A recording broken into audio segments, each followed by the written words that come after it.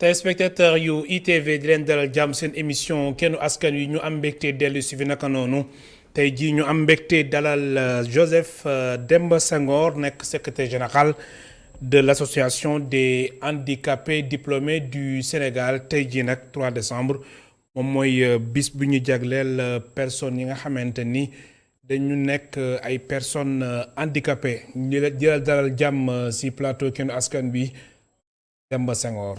Voilà, merci El Hadj Malick ñu ngi lay nuyu di nuyu aussi téléspectateur UTV yi.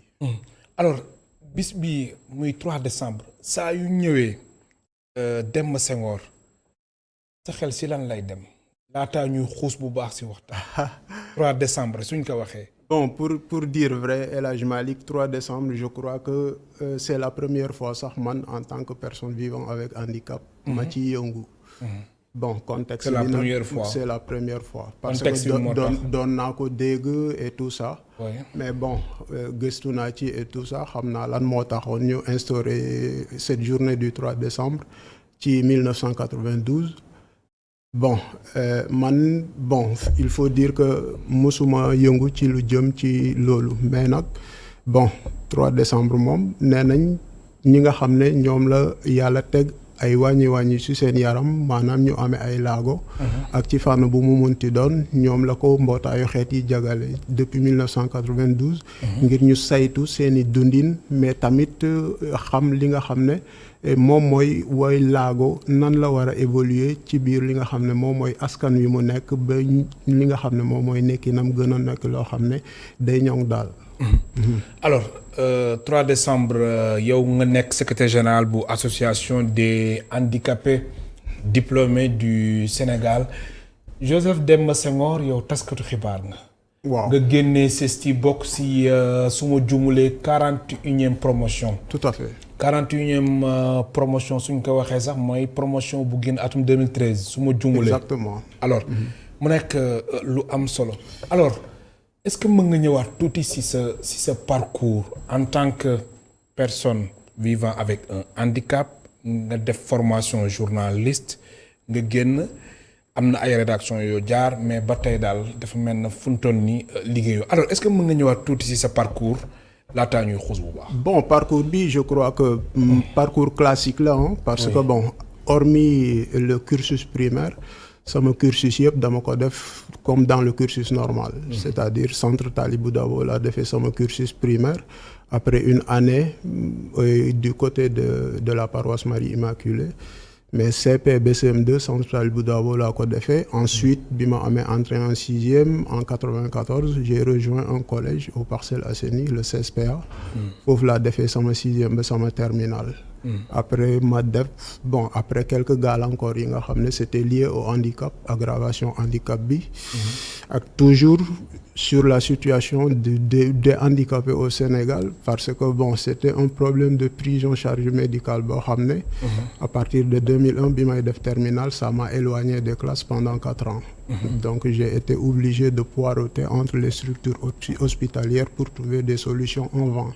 J'ai été obligé de reprendre les études donc ma dooraat li nga xam ne moom mooy njàng mi entre 2004 2005 am bac dem université def département anglais génn en 2010 foofu ak certificat de maîtrise en anglais et puis def concours. am nga sa maîtrise. Certificat de maîtrise après la def concours CESTI bi en 2012 de ñëw foofu quoi. par voie de concours avec le niveau licence. Alors lan moo la poussé woon nga def formation journaliste. Formation journalisme déjà comme ni ma la ko waxee circonstance moom si dugal. lan moo tax nga bëggoon nekk journaliste. parce que déjà nga def formation en journalisme bi ma feebaree. il fut des moments yoo xam ne dafa xawoon métti ci man. parce que bi may arrêté en terminale laa nekkoon. c'était très difficile dama xawoon am lu nga déception quoi. donc dama doon toog di déglu rajo yu bëri à un moment donné aussi da ngay def sorte examen de conscience xool yow fan nga toll tey foo bëgg a jëm fan nga mën a jëm par rapport ak sa situation.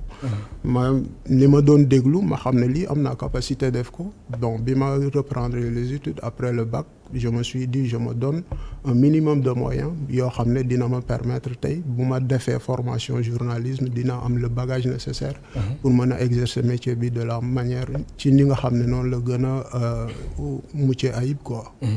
Alors nga def formation en journalisme léegi nga pare CESTI fan ak fan nga jaar. CESTI bi ñu fa génnee disons que toog naa pratiquement 1 an parce que bi ñu génnee. 1 an amoo stage amoo. rien donc bi ñu génnee yaa doon déposé fu nekk. oui bon déjà bi ñu génnee en décembre 2013. déposé naa ci RTS. mais bon j'avais pas de retour donc bi. rajo nga def n'est-ce pas. rajo exactement. donc bi ñu génnee après ma dem def. candidature pour le master en médias et communication CESTI. Donc j'ai postulé, donc j'ai continué la formation quoi. Donc, master. Après le master 1 ci biir vacances année boobu 2014 bi ci la ñu recruté du côté de GMC. Donc à partir de septembre 2014 il faut la commencer quoi exercer en tant que professionnel quoi plein.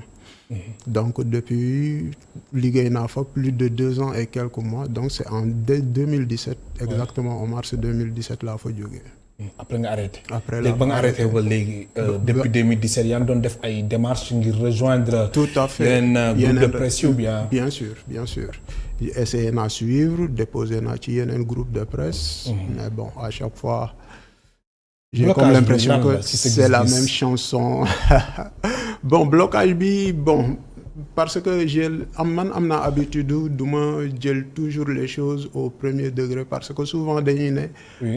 handicap bi la mais man à mon niveau je me dis que peut-être à un moment donné am na loo xam ne mooy bloqué ce qui bloque fan la peut-être c'est au niveau des autres. mais man sama niveau awma problème parce que xam naa ne. am na li may jàng te dama ne woon li may jàng dama koy def en sorte que fu ma munti dem bu ma toogee bu ma liggéeyee ñu xam ne mën naa li may def. donc bu ma ñëwee bon nekkuma koo xam ne dama flamboyant mais bu ma ñëwee damay def li may def tegal la. c'est-à-dire je suis les procédures quoi maintenant fi mu nekk nii bon. blocage bi bon c'est vrai au niveau des autres membres de notre association ñu ci bëri dañuy ñëw carrément ne la déposer naa fenn woo nañ ma def naa entretien mais j'ai senti que les gens sont réticents dañu xaw a am ak jiixi jaaxa par rapport ak sama handicap parce que dañu jàpp ne par rapport ak ni ñu amee laago nit ñi dañuy am jiixi jaaxa ci ñoom ndax dinañ mën a def liggéey bi nga xam ne moom la ñu soxla foofu voilà. Alors xam nga nee nga handicap bi bokk na si li nga xamante ni bokk na si blocage yi. alors xam nga métier journalisme loolu du ma la ko sax jàngal ndax yow jàng nga ko te taskatu xibaar nga. xam nga dafa nekk métier boo xamante ni da ngay bouger di dem si terrain beeg yooyu alors ba nga nekkee groupe GMC. boobu exactement lan nga doon def. da nga doon dem ay reportage wala lan. ben GMC man dama fa nekkoon déjà comme journaliste. parce que bon yow xam nga déjà CESTI camaraderie bi fa am. et puis bon gars yi bu ñu nekkee ak yow dañuy xaw a am li nga xam ne moom mooy genre sympathie empathie la ñuy am ci yow quoi. mais man bon. puisque dama préférer un sport la plupart du temps dama doon présenter journal de sport mais il arrivait souvent ma ne leen carrément damay génn sur le terrain. je vais sur le terrain il arrivait comme c'est la radio sur le terrain. Ouais, mais génn sur le terrain def dem defi reportage comme un journaliste. oui ouais. mais pas doo dem si ay manifestations quand même. manifestation maanaam yenn reportage terrain yi nga xamante ne dafa am ay fitna. wala yooyu non ça loolu quand même. loolu risque la quand même musuma ko def non. parce que nit ko aussi da ngay xam. say limites voilà parce que déjà man su ma ko naroon def sax gars yi duñ ma ci bàyyi. parce que même terrain bi yenn saa yi da nga ko doon xëccoo ak ñoom. il arrivait des moments yoo xam ne ñoom dañuy choisir yow fi ngay dem parce que xam nañ ne c'est adapté mën nga ko def ci sa teeyu bakkan et tout ça. et di nga ñëw def ko professionnellement sans problème. donc voilà quoi et puis rajo la woon rajo dafa nekk loo xam ne mën nga am na yoo xam ne mën nga ko anticiper. il arrivait ay papiers yoo xam ne yow ci sa bopp yaa ko doon anticiper.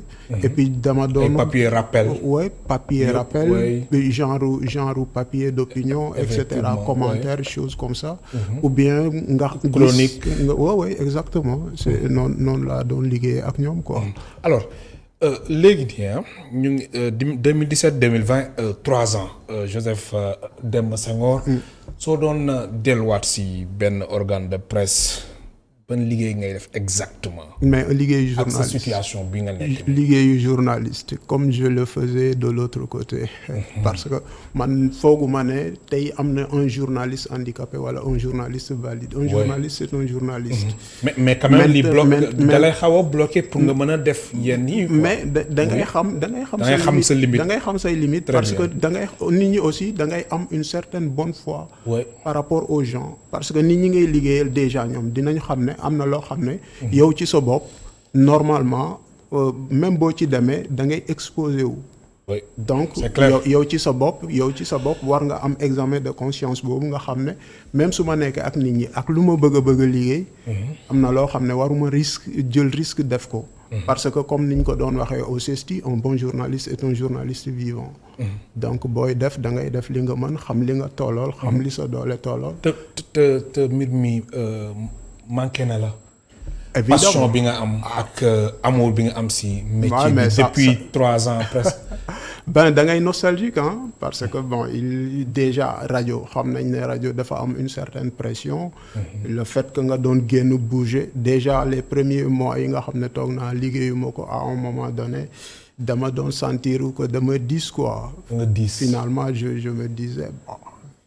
li nga tàmmoon moo tax ñëw di vivre yeewu chaque matin dem def assister réunion de rédaction parce que même soo génnul woon papi travail bi nga doon def à la rédaction les mouvements que tu faisais entre la production le studio et tout ça c'était quelque chose qui était vraiment revigorant quoi et puis daf la doon permettre parce que comme on dit booy def li nga xam ne moom mooy liggéey bi nga bëgg ne du doon liggéey mais dafay mel ni comme loisir la dafay mel ni comme po ci yow loolu la woon quoi alors def nga n'est-ce pas après ba nga amee sa licence CESTI da nga def master n'est-ce pas master média et communication tout à fait master 1 ak master 2 master 2 exact lu des soutenance kese foofu tamit validé woon là aussi ça a bloqué parce que à un moment donné bi ma arrêté travail bi blocage financier mais aussi côté santé dama bëggoon carrément xool fi ma toll woon quoi et puis bon je me suis focalisé plus là-dessus voilà donc à un moment donné j'avais un peu coupé le fil par rapport aux recherches que je faisais alors oui mu nekk lu am solo alors Joseph Demba Senghor léegi yow sa activité lan la exactement bon sama activité j'avoue que c'est pas intéressant pour koo xam ne am na habitude du bouger di dem nga yeewu toog amoo perspective loo def d'une journée maintenant pour man du dund quoi mais bon da ngay toog sa kër xool li nga mën a def damay ne ma sax quelque part damay obligé di nuuru yenn saay ci lecture bi parce que soo ko deful quelque part tu peux perdre un peu le fil quoi donc ci loolu laay nekk alors Joseph Demba Senghor lu tax yow tenté woo aussi presse écrite ou presse en ligne maintenant ni Covid bi aussi gën na wane ni que ni mën nañ liggéey à distance ak situation bi nga nekk ni ndax formation bi nga def CESTI macha allah polyvalent nga def nga journalisme en presse écrite radio et télévision mais rajo mooy sa spécialité mais teewul mën nga def presse écrite wala presse en ligne alors lu tax tenté woo aussi expérience boobu bon am na je crois presse écrite fu ma déposé woon mais foofu aussi je crois que j'ai pas eu de retour parce que à un moment donné dama gisoon annonce comme quoi dañu bëggoon def un journal spécialisé dans le sport quoi demoon naa déposé mais bon aw ma woon retour je crois que quelque part projet bi aboutirul woon parce que essayé woon naa suivre mais gisuma woon benn yoon boo xam ne génnee nañ benn édition ci par rapport ak projet bi ñu doon wax quoi donc voilà. alors Joseph Demba Senghor nga nekk secrétaire général bu association des handicapés diplômés du Sénégal moom mooy suñu gan si émission Kennu Askan Wi mën ngeen participer déjà si émission bi soo leen voté si 88 628 74 74 88 628 74 74 alors association des handicapés diplômés du Sénégal nga nekk secrétaire général bi alors seen association bi fan yi ñu leen di gis des fois ngeen di amal marche entre Obélisque ak RTS naam sax mën nañu wax ni bëri woo leen nombre bi tamit amul sol mais acte bu fort la ngeen amee handicap ngeen nekk ay handicapé mais ngeen di marche alors marche boobu yëpp lu leen si jublu mooy ngir ñu insérer leen si fonction publique ak tamit secteur parapublic. Tout à fait. En fait El Hadj Malick association bi biñ koy sos 2016 la mais objectif bi moo nekkoon améliorer ci conditions de vie ñi nga xam ne ñoom ñooy membre association bi. Parce que président bi ma nga xam ne man dem leen ci fekk seen objectif moo nekkoon li ñu doon gis handicapés yi ñuy nekk ci tali bi di yelwaan ak ñoom seen. loolu dafa doon nekk genre pincement au cœur. dafa doon méttitu xol la ko doon def. parce que moom ci boppam droit la def. il a fait à peu près le même parcours que man jaar na université fac droit ensuite et tout ça. donc am na loo xam ne gisu ko mais bu génnee gis waylaago mu toog si mbedd mi di yalwaan dafa am lu mu ko doon def. mu taxawal nag association bi ne man sama objectif mooy gars yi dootuñu yelwaan quoi. léegi nag ci biir mu am ñoo xam ne ñu ngi jàng am seen ay diplôme ñii def ay formation am ay profil professionnel léegi ñu toog avec la situation de la pandémie mu am ay situation yu difficile parce que moom ci boppam doon na jàpp ci benn activité boo xam ne activité boppam la. mu doon ci jàppale gars yi mais avec pandémie bi bon il ne réussissait plus xam nga à satisfaire besoin yooyu léegi nag mu ne bon il faut ñu jóg def li nga xam ne moom mooy ay initiative yoo xam ne day tax ñi nga xam ne ñoom ñoo am ay diplôme mën a liggéey ñu mën leen a insérer ci fonction publique parce que tey Sénégal am na disposition légale boo xam ne mën na régler problème mu chômage yu handicapé yi parce que ñoom am nañ ay lijaasa liggéeyuñu te mënuñu def n'importe quelle sorte de travail te tey pandémie bi indi na loo xam ne situation bu difficile la mu jóg mu ne bon il faut que ñu def depuis lors muy bind ay correspondance fonction publique nee na ma sax bind na ay correspondance côté présidence mais amu ci benn retour suñu dernière correspondance bi ñu bind c'était juste après instruction président de la République le 23 septembre bi mu ne pour Mariama Sarr jóg ci li nga xam ne moom mooy wàllu recrutement diplômé handicapé yi ci fonction publique bi ak secteur public ak parapublic. te yéen sax am ngeen quota 15% te quota bi dafa mel ni quota bi téeméer boo jël fukk ak juróom boobu sax pour ñu respecter ka problème la wala. non mais boo ne pour ñu respecter ko. dafay kon rek kenn respecté wu mu mel ni dafa am dañ loo xam ne dafay niroog lu foofu mais recrutement. oui fonction publique li muy recruter. man je pense que bu fekkante ne dañuy jël. à chaque fois ñu recruter. ñu respecter 15% yooyu. foog naa ñi nga xam ne ñoo nekk ay diplômés handicapés wala ñu am ay profil professionnel mën a liggéey te déposer woon fonction publique kon dootuñu bëri. ñi ci naroon des naroon ci ñu bëri ñu ne bon loolu anomalie la quoi. et puis on suppose que ki nga xam ne moom mooy président peut-être xamul li xew. donc il est temps ñu. mais pourtant joxe na ay instructions. joxe na instruction et c'est en fait loolu conseil des ministres sax moom wax na si vraiment. loolu lu des. loolu instruction yi. loolu mooy poser problème El Hadj Malick. parce que yow tu te dis lan moo xew. lu xew président nee na nañ def lii ba pare kenn deful. et puis yow ñun tooguñu parce que bon bi mu xewee man dama ko ne carrément en général boo toogee gars yi dañ lay naan non mais il fallait me relancer mënoon nga ma fàttali parce que si dañu bëri lii dañu bëri la man ne ko nañ bind comme ça demander rencontrer ko pour xam fan la toll ci dossier yi.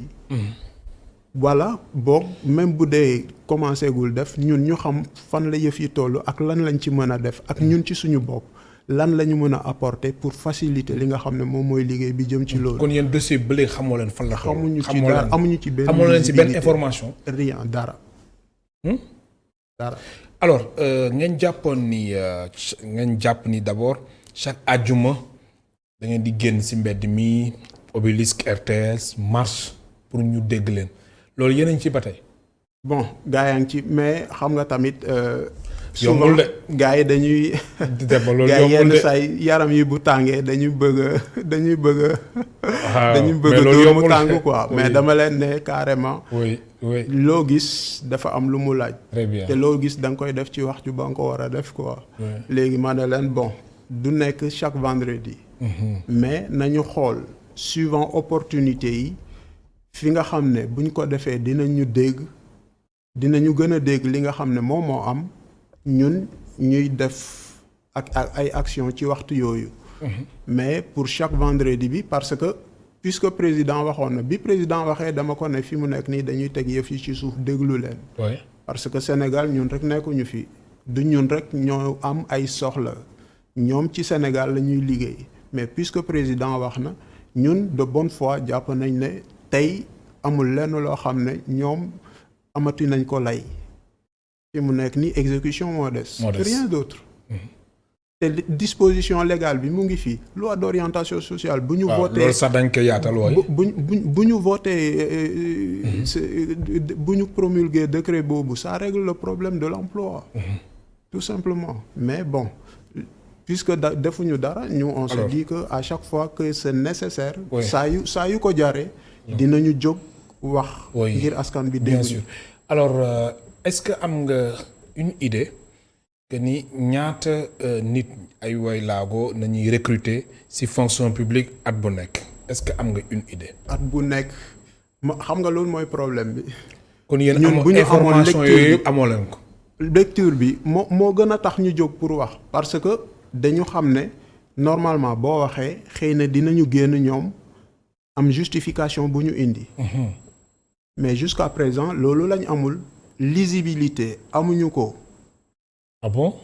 waaye am na yeneen association yoo xam ne dañu regrouper ay personnes vivant avec handicap sax dañuy dem souvent solliciter au niveau de la fonction publique pour ñu defal leen ay panel sur l'emploi des personnes handicapées par rapport au recrutement et tout ça mais vous avez comme l'impression que ñoom souvent dañuy daw question bi quoi. ñu koy daw. donc voilà. mu nekk lu doy waar am na suñu téléspectateur bu njëkk bu nekk ci ligne bi ñu jël ko allo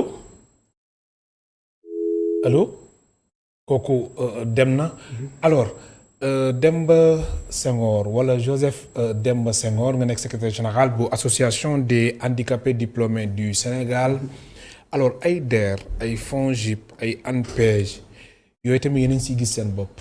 DER déjà bon am na ay membres yoo xam ne ñu ngi ci région yi. defoon nañ seen ay dossiers déposé ci DER. déposé DER waaye mais. mais am na ñu jël quand même. non dooni man ak DER bu mu fi nekkee ba léegi amul kenn ku mu jël en tout cas ñi nga xam ne ñoo bokk ci suñu association. yéen amul ci kenn ku ñu def retour ne sa dossier jël nañ ko DER financé nañ la commencé nga sa activité. amul. tante ngeen ci yeneen structures yi. yeneen structures yi bon à ma connaissance. ñun amuñ ci benn retour membre boo xam ne nee nañu déposé naa tel. mais DER moom c'est sûr et certain que ñi nga xam ne ñoo nekk ci région yi nekk suñu ay membres ñi ci déposé ñoom ñëpp dañ ñu ne seen ay dossiers kenn recevoiru ko. maintenant parce que à chaque fois aussi bu ñu waxee benn affaire ñun dañuy essayer. xool gëstu ko. yëf yi nan la demee.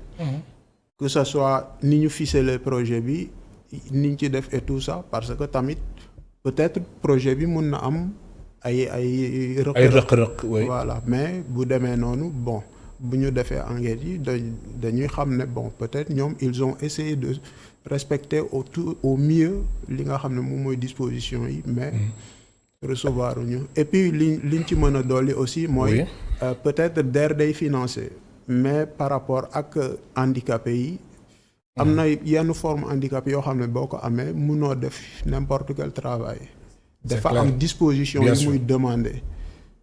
est-ce que disposition yooyu gars yi dinañ koy jëlaale en compte bu ñuy ficeler seen projet wala boog waa DER ci seen bopp bu ñu recevoir projet handicapé ñoom ci seen bopp dinañu jël disposition yi nga xam ne ñoom bu ñu ko financer dinañu tenir en compte handicapam pour que bu démarrer activité bi mun a doon loo xam ne luy aboutir lay doon.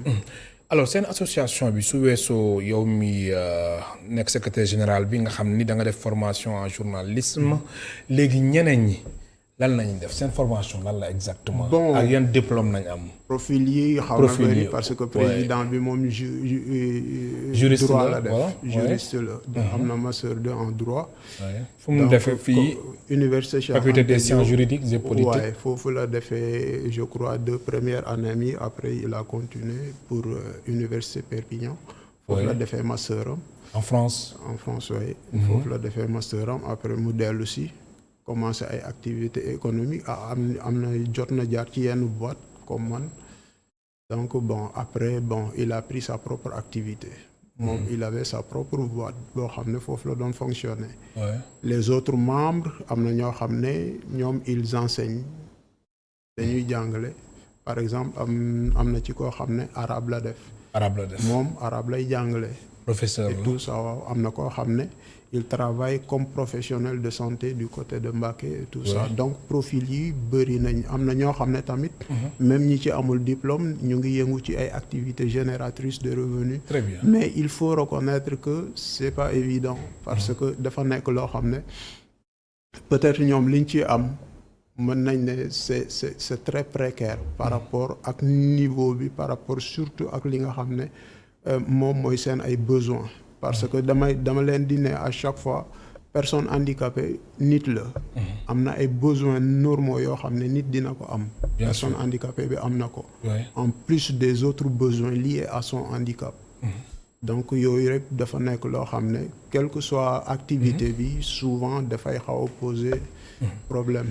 alors si wàllum wér-gu-yaram si wàllum prise en charge mbir mi nan la fa tëddee. prise en charge yéen si gis seen bopp wala mbir mi dafa cher mbir mi dafa doy waar wala lan la situation bi lan la. exactement non El Hadj Malick bu ma la waxee dëgg. au rythme où vont les choses ni yëf yi tëddee fi mu nekk nii. ci wàllu prise en charge. foog naa tey bon man sama expérience personnelle woon na ma ne prise en charge médicale pour personnes handicapées. man je peux dire que ça n'existe pas. ah bon mais ak li ñu fi wax yëpp ak li fi autorités yi wax yëpp. non mais ay CMU couverture maladie universelle ak tamit avantage yu ñu leen jagleel yooyu yëpp mais terrain bi la réalité est tout autre. loolu nga bëgg a wax. tout à fait El Hadj Malick man sama expérience personnelle man bi ma feebaree. ba bàyyi jàng bi ma demee pour def ay genre pour wut solution à ce problème. dañ ma ne carrément yow mënuñ la jël en charge fii Sénégal. ah bon. structure yi amul benn bu la ci mën a jël en charge. amuñu moyen technique yi. amuñu moyen technique bi. oui loolu nañ la wax. exactement. et le docteur bi ma ko wax moo ma doon suivre centre Talibou Dabo ça c'était en 99-2000. mais loolu doy na waar ah. loolu c'est grave. amuñu moyen pour jël la en charge. en charge oui. sur le plan sanitaire pour une intervention chirurgicale mu ne ma il faut nga dem France wala Maroc et à l'époque c'était dans l'ordre de 12 millions pour la France 9 millions pour le Maroc. loolu ban année la woon. 99-2000. léegi su ma la dégg yu baax dafa mel ni mbir mi dafa war a gën a mën a cher. wala ah bon comme ni nga ko constaté. parce que ci waxtu yooyu. li mu doon jar c'est sûr que affaire yi xaw na yokku. yëf yi yokku na fi mu nekk nii. ce qui fait que bon prise en charge bi moom wax dëgg fa yàlla. mun nañ ne taggatémbe na. tey matériel orthopédique yi nga xam ne am na handicapé yi ko soxla sax tey prix bi li mu doon jar il y a 10 ans tey. mun naa ne dañ ko multiplier par 4. parce que foo doon jëndee benn paire appareil 70 000 francs bu dee orthèse orthopédique 70 000 francs tey yaa ngi koy jëndee 140 000 francs te dàll yi du ci bokk bu dee da nga koy bu dee dafay ànd ak ay dàll. da nga koy jënd à part. et il fut un temps ONG Terre des Hommes. loolu yëpp c'est en un paquet dàll yi appareil yi. même les cannes dañ la ko doon jox. et c'était souvent à un prix man j'appelle ça maintenant avec le recul et ce qui se passe maintenant man dama doon ne Terre des Hommes ñun ay francs symboliques lañ doon fay.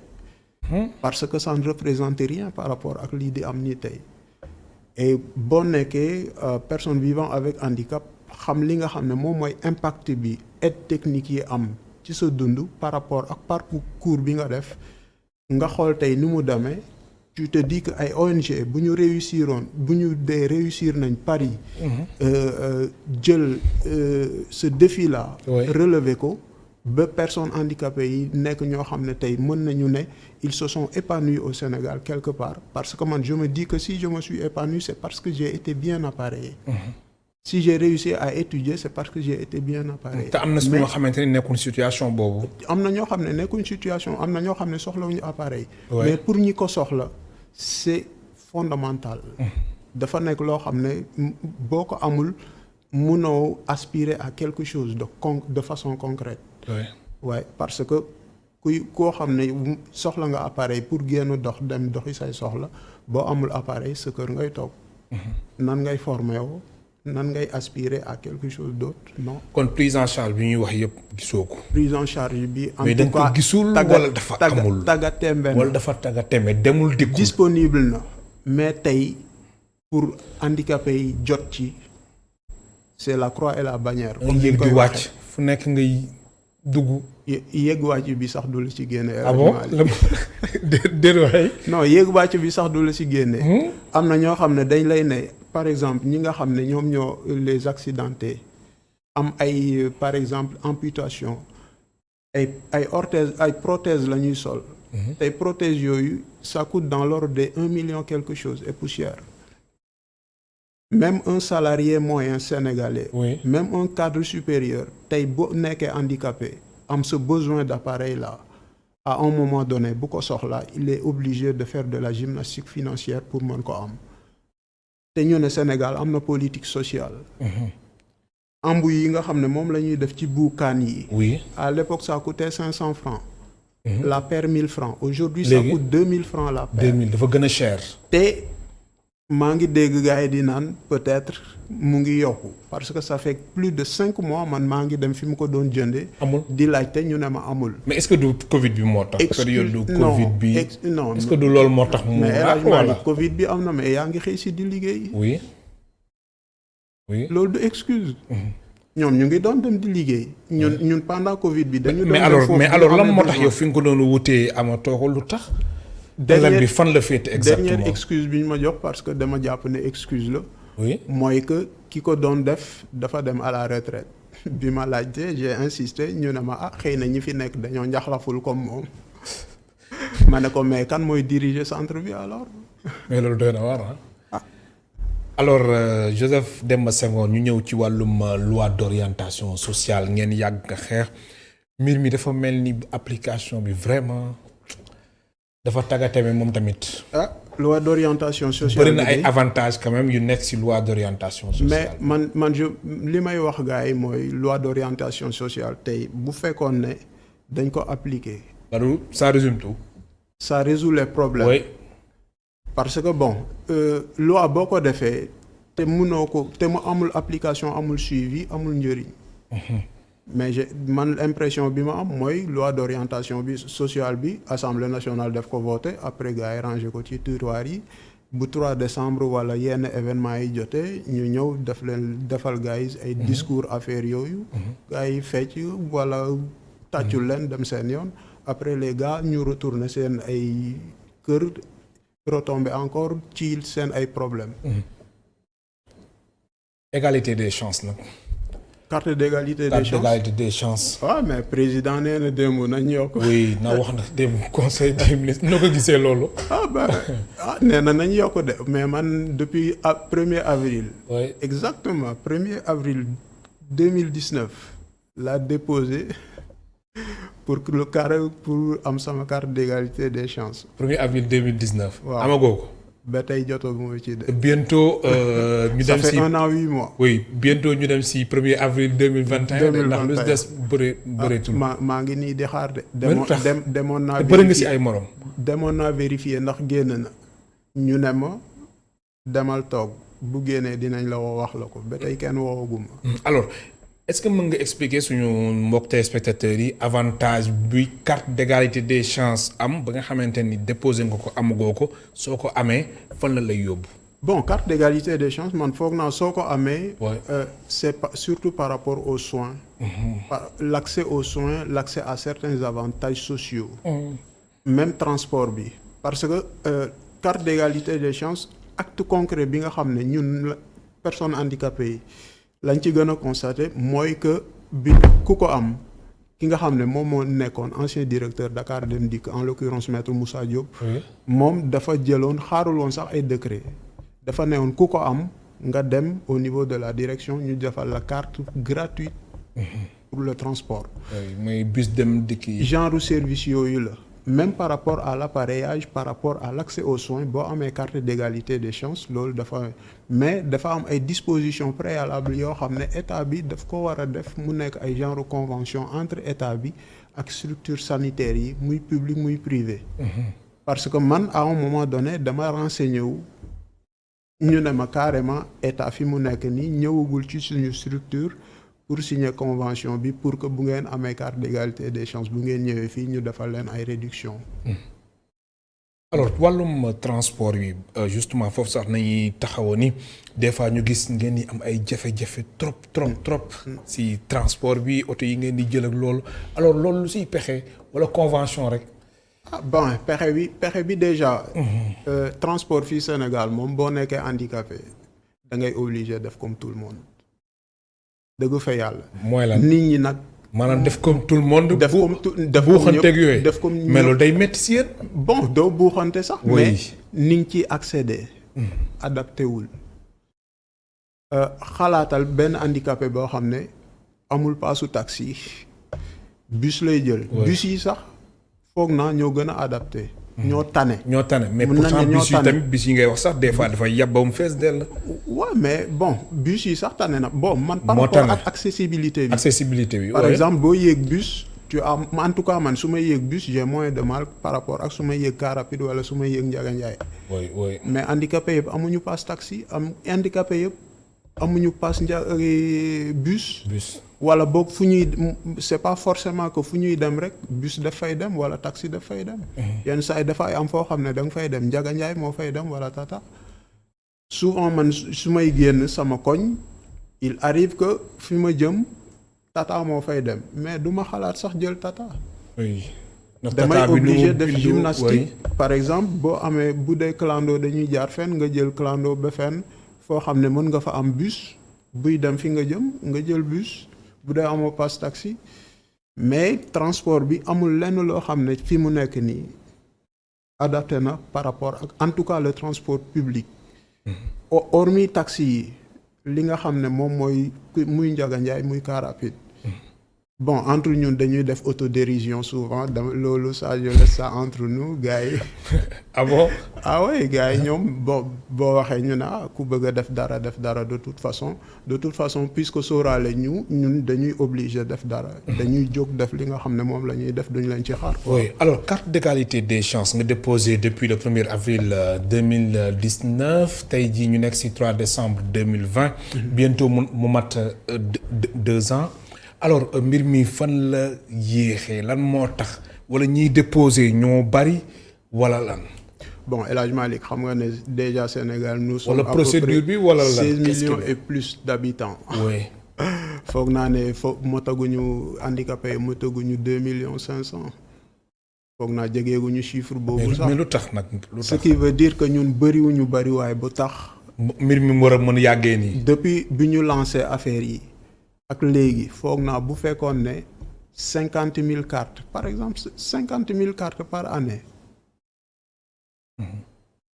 je me dis bon par rapport ak handicapés yi nga xam ne ñu ngi Sénégal. dossier bi lu mu laajoon yëpp def nga ko. ah mais bien sûr. bien sûr dañ lay wax lii ak lii ngay def nga def ko envoyé.